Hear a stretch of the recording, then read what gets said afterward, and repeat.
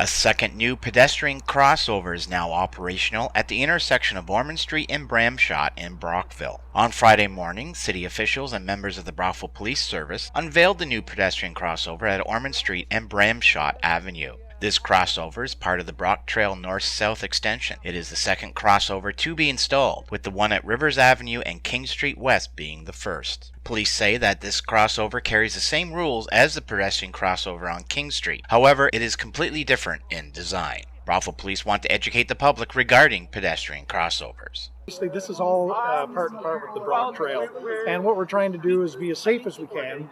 And under the Highway Traffic Act, there's a number of different processes in order to put a crosswalk in.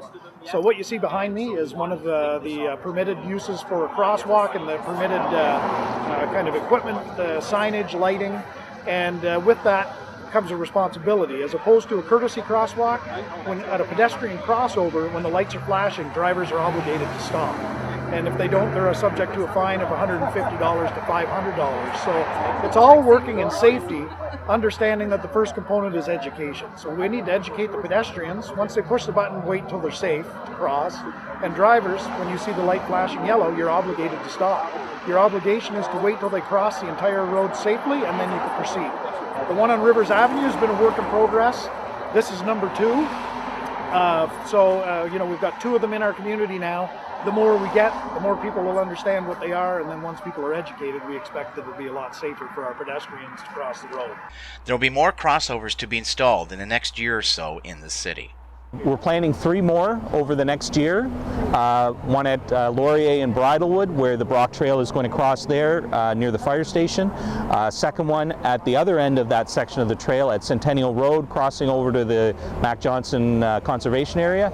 And then the third one will be on Perth Street near Front Avenue, again where the Brock Trail crosses Perth Street. As of January 1st, 2016, drivers, including cyclists, must stop and yield the whole roadway at pedestrian crossovers. These new rules do not apply to pedestrian crosswalks at intersections with stop signs or traffic signals unless a school crossing guard is present. Only when pedestrians and school crossing guards have crossed and are safely on the sidewalk can drivers and cyclists proceed. There are 4 types of pedestrian crossovers in Ontario. 3 of them are new designs. The City of Brockville have 2 types, the overhead light system that is at King Street West and Rivers Avenue, and the solar-powered lights found at Ormond Street and Bramshot. For more information on crosswalks and pedestrian crossovers, please visit mto.gov.on.ca. If you're a driver in Brockville and you come to one of these intersections called a pedestrian crossover, if the light is yellow, you have to stop. For Hometown TV 12 News, Dale Elliott in Brockville.